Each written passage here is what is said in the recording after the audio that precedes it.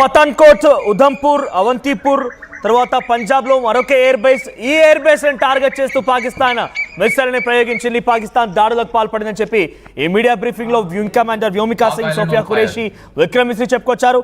ప్రధానంగా మన దగ్గర ఉన్నటువంటి ఎయిర్ బేస్ లే టార్గెట్ గా వీళ్ళు దాడులు కొనసాగించారు.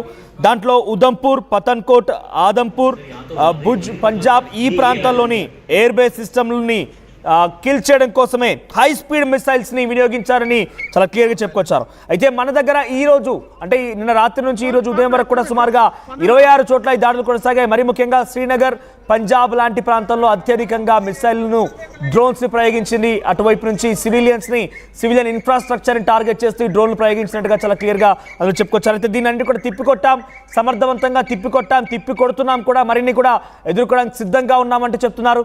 దాంతోపాటుగా శ్రీనగర్ లాంటి ప్రాంతాల్లో ఒక ఆఫీసర్ మరణించడం, మరికొంతమందికి చాలా తీవ్రంగా గాయాలు కావడం కూడా జరిగింది. అయితే దీనిలో రాంగ్ క్లెయిమ్స్ ఎక్కువగా ఉన్నాయి. పాకిస్తాన్ అనవసరంగా సైకలాజికల్ వార్ఫేర్ తెరలేపుతున్నట్టుగా ఉంది.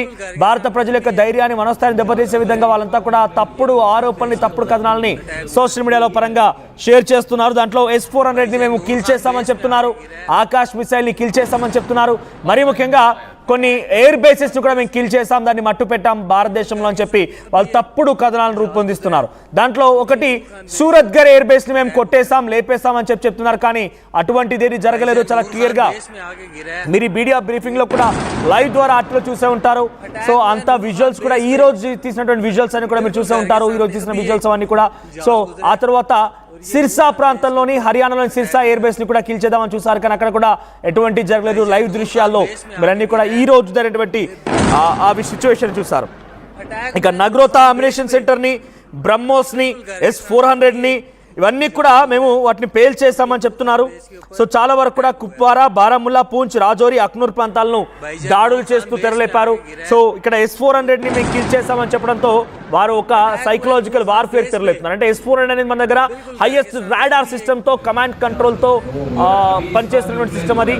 సో దాంతో డెఫినెట్ గా ఎటువైపు నుంచి మల్టిపుల్ టైమ్స్ లో ఒకేసారి టార్గెట్ చేసి ధ్వంసం చేయగల సామర్థ్యం ఉన్నటువంటిది S-400 మిసైల్ ఇది. సో ఈ నేపథ్యంలో దాన్ని అటాచ్ చేసాం, దాన్ని కిల్ చేసామని చెప్పడంలో వారి ఉద్దేశం ఏంటంటే భారత అమ్ముల పొందినటువంటి ఒక అస్త్రాన్ని మేము కిల్ చేసాం, చాలా నైపుణ్యత కలిగినటువంటి అస్త్రం, చాలా టెక్నాలజీతో కూడుకున్న అస్త్రాన్ని మేము కిల్ చేసామని చెప్పడంతో భారత్ కొంత వెనుకడుగు వేస్తున్న రకంగా కూడా వాళ్ళు బహుశా ఆలోచించి ఉంటారు. ఇంకొక బిగ్ బ్రేకింగ్ అంతోంది ఇక్కడ. ప్రభుత్వం ఏం చెప్తోందనంటే పాకిస్తాన్ మిలిటరీ ఒక్క అడుగు ముందుకేస్తోంది, ఒక్కో అడుగు ముందుకేస్తూ బార్డర్కి సమీపంగా వస్తోంది. బార్డర్కి సమీపంగా వచ్చి మరిన్ని రకాలుగా దాడులు చేసే అవకాశం తెలుస్తోంది. మరొక వికెట్తో ఇండియన్ ఆర్మీ దెబ్బకి పాకిస్తాన్ వణికిపోతోంది. ఎమర్జెన్సీ మీటింగ్ కి పాకిస్తాన్ ప్రధాని పిలుపునిచ్చారు. NCA పిలుపునిచ్చారు. పాక్ ప్రధాని షహబాజ్ షరీఫ్ రక్షణ విదేశాంగ మంత్రులతో, త్రివిధ అధిపతులతో ఆయన మాట్లాడుతున్నారు. ఇప్పటికే కాపాడాలంటూ అమెరికా కూడా విజ్ఞప్తి చేసినట్టు తెలుస్తోంది. పాక్ అభ్యర్థులను అమెరికా కొట్టిపారేసింది, ఎట్టి పరిస్థితుల్లో కూడా మేము కాపాడలేమంటూ కూడా కొట్టిపారేసింది. ఇప్పటికే US సెక్రటరీ లూయిస్ మారికో కూడా వారితో మాట్లాడి తెలుస్తోంది. సో ఆయన మారికోస్ రూబియో కూడా మాట్లాడి తెలుస్తోంది. వారితో పాటుగా అటు భారతదేశంతో కూడా ఫారెన్ సెక్రటరీతో మాట్లాడుకొచ్చారు. సో మేము ఇద్దరికి సమాన దూరంలో ఉన్నాం, కానీ పీస్ ని మెయింటైన్ చేయండి దయచేసి అంటూ కూడా ఆయన మాట్లాడుకొచ్చారు. సో పీస్ ని మెయింటైన్ చేసే ఆలోచన పాకిస్తాన్కి లేదు కాబట్టి ఎట్టి పరిస్థితుల్లో ఇండియాకి అసలు లేదు. మరోవైపుగా ఇప్పుడు Pakistan special emergency meeting call for చేశారు పాక్ ప్రధాని. NCA ఏకంగా ఈరోజు త్రివిధ దళాల అధికారులతో మీటింగ్ జరుపుతున్నారు. ఆయన ఎమర్జెన్సీ కాల్ఫర్ చేసి వెంటనే ఆయన మీటింగ్ అనౌన్స్ చేశారు. మరోవైపుగా భారతదేశం కూడా ఎమర్జెన్సీ మీటింగ్ అనౌన్స్ చేసింది. మోదీ, అజిత్ దోవల్తో త్రివిధ దళాలు భేటీ అవుతున్నాయి. సో త్రివిధ దళాల భేటీలో ఈరోజు ఏం తీరం జరుగుతుందో చూడాల్సిన అవసరం అయితే ఉంది. ఒకవైపు నుంచి 2 రోజులుగా పాకిస్తాన్ నుంచి భారత్ వైపుగా అన్ని రకాలుగా దాడులు కొనసాగుతున్నాయి. డ్రోన్లు ప్రయోగిస్తున్నాయి, హై స్పీడ్ మిసైల్ను ప్రయోగిస్తోంది, లాంగ్ రేంజ్ మిసైల్ను ప్రయోగిస్తోంది. ఇవన్నీ ప్రయోగించిన నేపథ్యంలో పెద్ద ఎత్తున ఆసక్తి ఎత్తుంది. ఇటువైపు నుంచి పాకిస్తాన్ మీటింగ్, మరోవైపు భారత్ మీటింగ్. ఏం జరుగుతుందో చూడాలంటే చాలా ఆసక్తి ఎత్తుంది కృష్ణమోహన్. సో ఇరు దేశాలు కూడా మీటింగ్ అనౌన్స్ చేశాయి. రైట్, మనతో పాటుగా చంద్రమౌళి అందుబాటులో ఉన్న చంద్రమౌళి సార్ ఏం జరుగుతోంది ప్రెసెంట్ ఈ విషయం పైన? అంటే ఇరు దేశాల యొక్క ప్రతినిధులు భేటీ జరుపుతున్నారు, ఇరు దేశాల యొక్క ప్రధానులు ఎమర్జెన్సీ కాల్ఫర్ చేశారు. సో ఈ మీటింగ్లో ఎలా ఒక సమాధానం దొరకబోతోంది? ముఖ్యంగా అటు పాకిస్తాన్ నుంచి మన వైపు సివిలియన్స్ పైనే ప్రధానంగా దాడులు జరుగుతున్నాయి. సో దీన్ని భారత ప్రభుత్వం ఎలా తిప్పికొట్టబోతుంది? ఈరోజు మీటింగ్లో ఎటువంటి డిస్కషన్ జరిగే అవకాశం ఉంది? మనోజ్, కొద్దిసేపటి క్రితమే పాకిస్తాన్ ప్రధాని నేషనల్ కమాండ్ అథారిటీ ఎన్సీఏ అంటాం ఈ మీటింగ్ కి కాల్ఫర్ చేశాడు. దీన్ని బట్టి స్పష్టంగా అర్థమవుతోంది పాకిస్తాన్ చేతులెత్తేసింది. పాకిస్తాన్ కు భారత ఆర్మీతో యుద్ధం చేసే శక్తి సామర్థ్యాలు లేవు. అందుకనే వాళ్ళు ఇప్పుడు అణుయుద్ధం గురించి, అణుబాంబుల ప్రయోగం గురించి మాట్లాడుతున్నారంటే ఇక రెగ్యులర్ యుద్ధం చేసే శక్తి సామర్థ్యాలు వాళ్ళకు లేవని వాళ్ళు చాలా డైరెక్ట్ గానే ఒప్పుకున్నట్టు మనకు అర్థమవుతుంది. ఈ నేషనల్ కమాండ్ అథారిటీ మీటింగ్ లో త్రివిధ దళాల అధిపతులు, అక్కడ పాకిస్తాన్ నేషనల్ అడ్వైజరీ చైర్మన్ ఉంటారు ప్రధానమంత్రితో పాటు. అయితే ఇది కొద్దిగా లెంతీ ప్రాసెస్. ఒక అణుయుద్ధాన్ని తీసుకురావటం అంటే, అణుబాంబు ప్రయోగించాలంటే ఈ ప్రాసెస్ ఏంటో మీకు నేను చెప్తాను.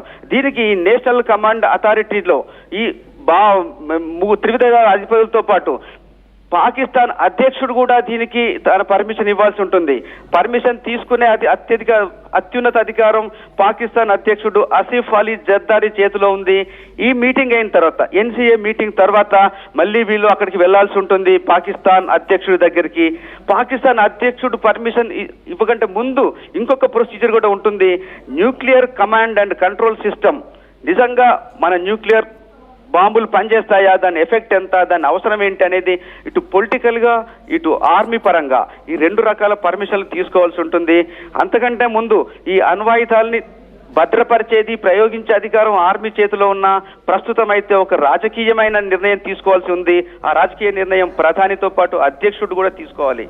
అయితే ఇప్పటికే అమెరికా రంగంలోకి దిగింది.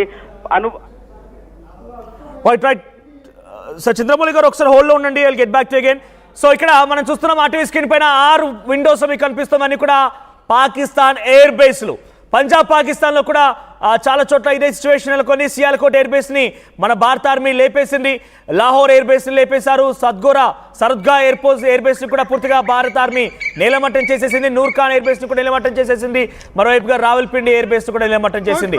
సుమారుగా 5 ఎయిర్ బేస్ ని కూడా నేలమట్టం చేసింది.